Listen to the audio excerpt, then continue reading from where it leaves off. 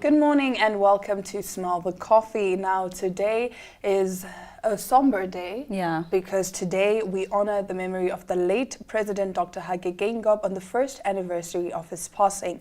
A visionary leader and a unifying force, President Geingob dedicated his life to Namibia's independence, development and unity. His legacy of resilience, inclusivity and commitment to equality continues to inspire us all. Though he may no longer be with us, his impact on Namibia and its people remains indelible. To the Geingob family and the Namibian nation, we extend our heartfelt condolences. May his soul continue resting in eternal peace, and may we all carry forward his vision of a brighter, united future. Well, may his memory continue to rest in peace. Today is also World Cancer Day. I think as a collective we can all make a difference through education, early detection, and also being supportive of our loved ones, of our communities, and just of our surrounding in general. But later on we do have an interview with the CEO of the Cancer Association of Namibia, Mr. Rolf Hansen. He is going to talk more about, cancer, how you can detect it, how you can be there for a loved one, and also just everything regarding that topic. So that's our show today. We will be right back with more interesting news after the break. NTV Awards 2025. These are your nominees. Show of the Year. Viewer's Choice Presenter of the Year. Lifestyle Show of the Year. Public Affairs Show of the Year.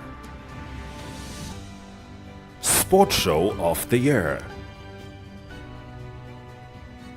Sport Presenter of the Year. My Zone Show of the Year. And Chill Personality of the Year. NTV Awards, celebrating creativity, dedication, and impact.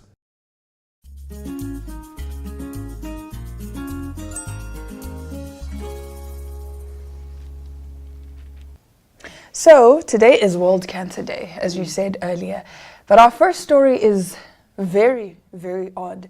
A cancer-faking mom swindled strangers into giving her $100,000 and now her victims are speaking out. This isn't right. Amanda Christine Riley defrauded kind-hearted strangers by faking cancer. Now her elaborate hoax is the subject of a new docuseries. Riley, 39, was sentenced to 5 years in prison after pleading guilty to soliciting more than $100,000 in donations for medical treatments she never received nor required, a scam that began more than a decade ago. Now, the 4-part ABC News Studio docuseries titled Scamanda, based on the podcast of the same name, will follow the story of Riley, a Christian blogger who launched a blog titled Lymphoma Can Suck It, where she falsely claimed she was diagnosed with Hodgkin's lymphoma. In 2012, the mom of two conjured up the story of a cancer journey and solicited funds from more than 300 people, totaling $105,513. She also received free gifts, babysitting services, trips, and more. At the time, Riley, a new mom, was an active member of her church, and the news of her cancer diagnosis was devastating. This came on suddenly, and it came on hard. Church member Lindsay Wilder told ABC News, and she didn't deserve to be going through something so hard. She wrote about her cancer treatment on her blog, which became widely popular and yielded support from her community, and eventually revealed she was pregnant with her second child, which would be a miracle for someone with an IUD and someone undergoing chemotherapy. Now, Riley claimed her doctors would allow her to pause her treatment while pregnant until after she gave birth, at which time the expenses from her medical treatment and other financial burdens forced the family to declare bankruptcy. That's when donations started pouring in. At some point, I started reading her blog. She's posting pictures, and I just was surprised seeing all the attention that she's getting for it. Lisa Berry, a former friend of Riley's, told ABC News, "There was just something inside of me just saying, this isn't right." Berry grew increasingly suspicious when Riley went swimming immediately after she allegedly quote unquote, had fluid drained of her brain. I knew that wasn't right, Berry said, and I started going through my mind and thinking about all the stories she told me. In 2015, Berry anonymously contacted investigative producer Nancy Moscatiello, who was looking for scam stories to bring to light as part of a new TV show. She took Riley's accounts to multiple hospitals that highlighted inconsistencies in her stories, prompting Moscatiello to present the case to the Internal Revenue Service. In 2020, Riley was charged with wire fraud, and 2 years later, she pleaded guilty and was sentenced to 5 years in prison. While Riley was convicted of swindling 349 people and entities out of $105,513, Moscatiello claimed on Reddit that she traced an additional $80,000 that was not received through cash donations.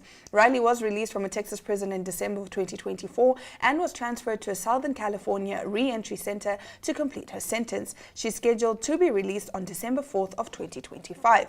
Scamanda, which premiered on January 30th and will air every Thursday with next day streaming on Hulu.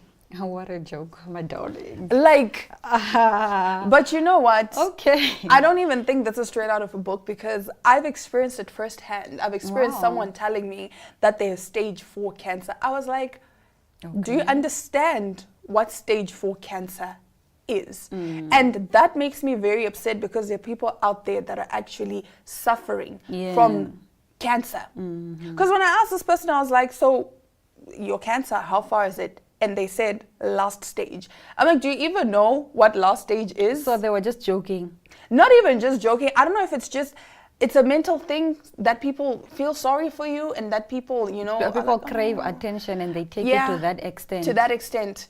I was telling you the other time that I had a classmate that during the school holidays, she posted on her Facebook page, RIP so-and-so. And then when we saw her back at school the first day, we're like, didn't girl, you die? What happened? And just for her to be like, oh no, I just wanted to see how many of you actually cared for me. Yeah, how many people love me. Don't do those things, Don't guys. do those things. Like, especially, it's not funny. It's not funny. And this thing of asking for funds, because there are people that actually need the funds. Yes. Now people are going to be like skeptical. And people are not going to give the people that actually need these funds. money, yes. It's kind of like those people that cry rape when they were not raped. Because now people don't actually believe the victims, the actual victims. Yeah. So please, guys, there are other ways to make money. Definitely. Oh, a lot of ways to make money. There are a lot of ways. Start an OnlyFans. Yeah, like become a makeup artist or Become something. a makeup artist. Use your hands to do Use your something. hands to do something. Yeah. On OnlyFans, there's a niche for just about everything. Sell your feet if you don't want to show your body. Like, there are many ways to make money. Don't make up such a story. My only prayer is that these people that claim these fake diseases, that God is like, listen, you so badly wanted it. Yeah, there you go. That's extreme. But nonetheless, moving over to some extreme news, music sensation Makhadzi has faced backlash after announcing on social media her plans to offer financial assistance to 20 South African students, the majority of whom are from the University of Venda.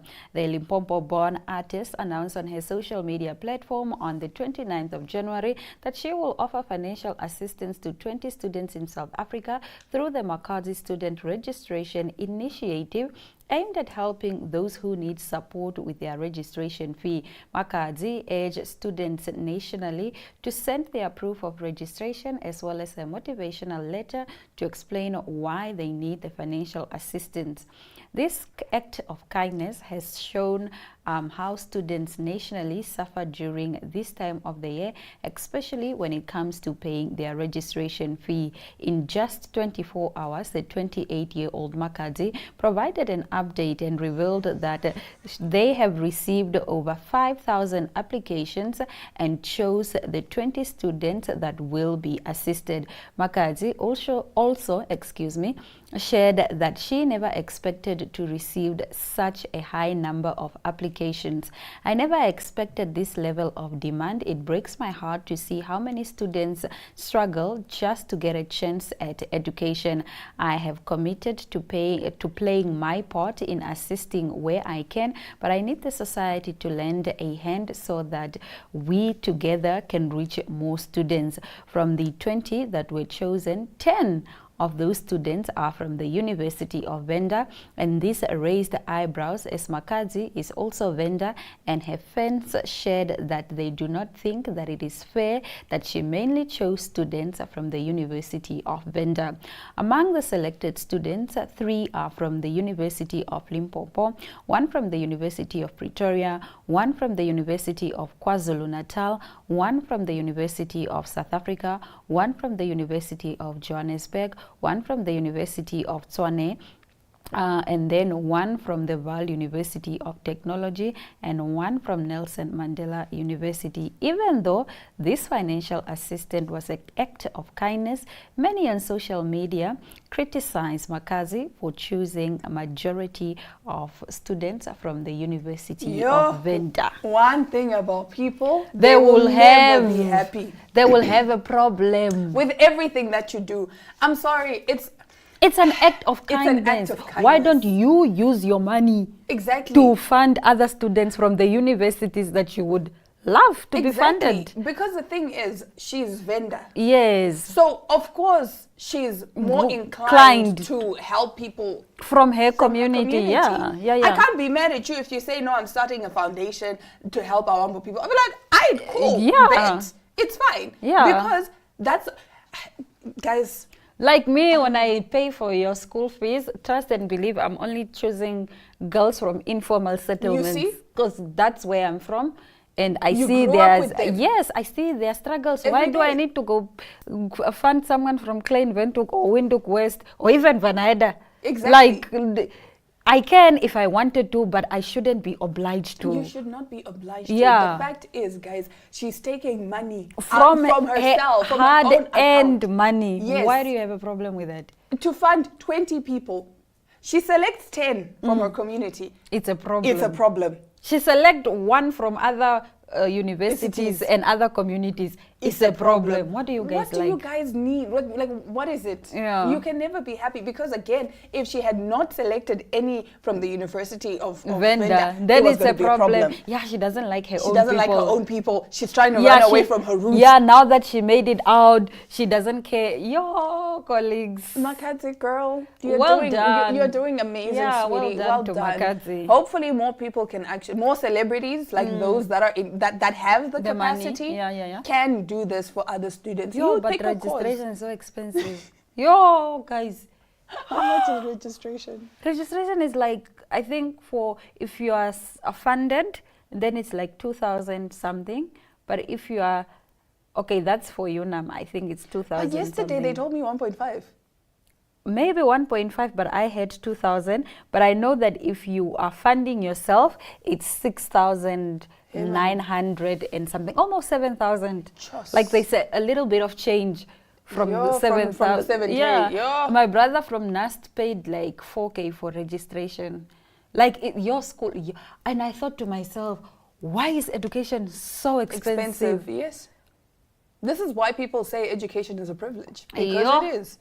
Because it really is. Not everybody can afford education. So those of you that are able to go to university and advance your studies, please take it seriously. Because there are many Yes, people don't be that failing want these out there. opportunities. Don't be and Doing drugs doing and all drugs, these nasty things.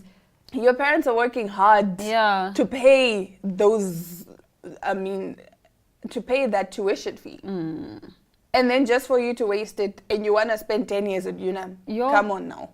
Yeah. Just do your 4 years or your 3 years. and you're be done. out. Yes. You're done. You can start doing your master's and your PhD like my girl here when you're working and you can afford to pay for those things. Yeah. But if your parents are paying, or even if it's, it's NASFAF or whatever, still, guys, just take it seriously. I know people are like, oh no, but right now, unemployment, whatnot, but just have that degree to fall back on. If somebody is paying for you, Be please grateful. take it seriously. Take it seriously. People you are not anyone's priority. No. You are not anyone's child. Okay, you are someone's You're your child, parents' but child, yes. but once you are 21, like, you are out of your parents' budget. Yes. That's what I'm trying to say. You are on your own, You are on your basically. own. Your parents don't owe you a single thing. Yes. So don't be entitled that, no, my parents brought me here. Yes, they did, but they don't owe you anything. They don't owe you anything. So I do saw it something yourself. that said that when we get to a certain age, we need to stop blaming our parents Yes. for things going wrong. Like, I'm like, but I wasn't born into generational wealth, but now you're old enough To make your own wealth. generational wealth. Exactly. So start there. Start there. But Yeah. anyway, that brings us to the end of our top stories. Let us know what you think about some of these stories that we've shared. Now let's get into that interview with the CEO of the Cancer Association of Namibia, Mr. Rolf Hansen.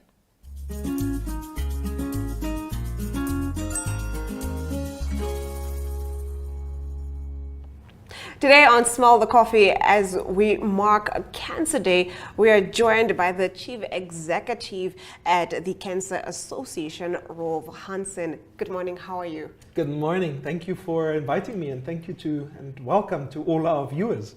Thank you for being here with us and shedding light on cancer, whether be it, the treatment and what the Cancer Association does, and also just the people who are survivors of it. Now, getting into our questions, what cancers affect most Namibians and why? So, first of all, we have a high prevalence of skin cancer, invasive, terminal, as well as non-invasive, so non-life-threatening. So these will be your basal and squamous cell carcinomas, but they are still important and relevant. The melanomas that are life-threatening are not that many, but we do still find that Namibians are a bit oblivious to the fact that whether your skin is light or dark, we all can get cancer, skin cancer especially. Okay, so we need to break those norms. And then women are unfortunately very highly affected. Breast and cervical cancer are our top two life-threatening invasive cancers. And then the men with prostate cancer come in at number 3. We have got challenges with Kaposi sarcoma because of immune deficient situations. It might not necessarily be only, but HIV is a serious challenge, and that makes sense because we've got a very high HIV prevalence rate still in Namibia. And then lymphomas, also immune deficient related. So we see that we have developing nation forms of cancer still. We haven't quite gone to the first world, the lifestyle-related cancers yet. It's gradually migrating. But when we look at our cervical cancer, our Kaposi sarcoma, our lymphomas, and skin cancers, these are things that we can actually do something about. And this is why we're here. Speaking of things that we can do to prevent, they do say prevention is better than cure. What are some lifestyle choices that one can make, to lessen the possibility of possibly contracting one of these cancers? Yeah, so the reality is that most cancers are actually lifestyle related these days. It's not just the hereditary ones like in the past, yeah. Only about 9% of cancers nowadays are hereditary. Really? So it's all about the lifestyles that we lead. So tobacco use, huge problem. And I'm very thankful towards the Ministry of Health and Social Services that has amended the Tobacco Control Act, and it is being changed, and we're just focusing a bit more to get people to understand that there are serious dangers in tobacco use. Alcohol consumption. We've got a nation that is very proud of the alcohol that we consume, and we always check on social media. We're so proud of it, yes. And it's something so horrible to be proud of. So alcohol contributes extensively to not only cancer, but also cardiovascular disease, diabetes. So that is a challenge. Sugar intake, huge problem. And that does not just mean sweets and chocolates. It means that we've gone to become a nation that is white wheat reliant. So all these pastas and all these flours and everything, it converts. Now I'm not saying don't do, because I'm not that type of person. We can all see my body is not, I'm not Arnold Schwarzenegger sitting here. But it's about balance. Yes. Energy intake versus how you burn, what your body can. Calories in, calories That's it. out. So, Yes. so what you take in, you should be able to have your body burn as well. Obviously trying to keep and maintain a good and healthy weight. And people refer to the BMI index, body mass index. It's not always relevant in our African setting. It's a Western calculation, but as close as possible to it. We've got a serious challenge with obesity in Namibia, so we need to address that. And then stress, exercise, breathing. So important. We're turning into a country that is obsessed with what we look like, who follows us on social media, who thinks of us, and also the challenges of work, personal life. So a healthy balance, always. If we can get all of that together, we can actually do better for ourselves, not just in cancer, but all over. Yeah, I don't know where I heard this, but somebody said one of the #1 causes of cancers is stress. It's a contributing factor. It's a big contributing factor, but I stand to be corrected by you. Getting into my next question, I do understand that the Cancer Association recently opened up a palliative care center in Windhoek. How does this benefit cancer patients, and why is it so important to have one? So palliative care it's not end-of-life care. I want to put that out there from the beginning. When you are being palliated, it does not mean that we're busy sending you off to the next level. Every patient who receives a terminal life-changing diagnosis should be palliated from the moment of that diagnosis. This means that an interdisciplinary team comes together. That is your doctor, your specialist, surgery. That means nursing team. That means a psychosocial, mental health teams. That means physio, orthopedic. Everyone should come together. So an interdisciplinary, holistic care plan can be developed. Now, it's a very first world thing. But we have access to it in Namibia, and this is why we brought it. But especially when it comes to pain management and wound care, this is where palliative care is critical, because you can actually sustain a patient and give them a quality of life far beyond just the diagnosis and the treatment. You can actually better their quality of life, whether they rehabilitate or whether they pass away, whether they die. But even when it comes to death, we, through palliative care, are able to work out a comprehensive care plan that includes quality pain management to ensure that a patient does not suffer.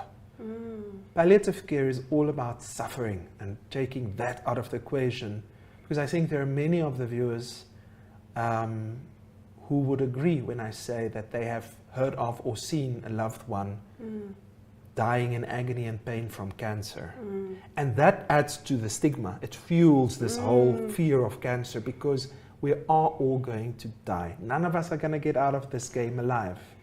Yeah. It's how we get die. out that counts. And we can do that because it's also traumatizing for the family members, the loved ones. So yeah, that's what we aim to do. I really love that we have that. Is that the first one in Namibia? That's our first one, yes. That's the first one in Namibia. Wow, that is... We're going to be opening the next one in Swakopmund very soon, and then we're going to start with the training modules to empower Ministry of Health and Social Services nurses across the country also to give palliation in the state system. I do have friends who lost loved ones due to cancer, and they speak the same sentiments, that it was horrible watching them suffer all the way till the end. And on that note, I'm sure there's, either cancer patients or just family members watching right now that would want to know, how do we get into the palliative care? Do we contact the Cancer Association? What are, the ways forward? So generally all medical aids, insurance, and the specialist doctors have got our access procedures and the details. I've got a wonderful team. Dr. Cater is our medical director. He is a wonderful leader in my medical department. Our nursing team at Palliative Care Namibia, amazing. But basically it's the doctor must refer. But if the doctor does not know wherever you are, You're welcome to reach out to us directly as well on social media, Palliative Care Namibia or Cancer Association of Namibia. All contact details are available. We're on all platforms. And if you're a family member with a loved one who is suffering right now, reach out to us. There are many a time when the doctor does not know, the patient is completely frustrated, but it's perhaps the spouse or an aunt or a sister or a cousin or just a friend, a colleague that says, oh, I've heard this conversation. Exactly. Let me just research a little bit and get in touch with us. Thank you so much for disseminating this information, because information is power, and people, most of the time, we just don't know where to go, what to do, and it's so important to have these discussions. Thank you so much. Always a pleasure. Thank you. All right, we'll be back with more Small the Coffee.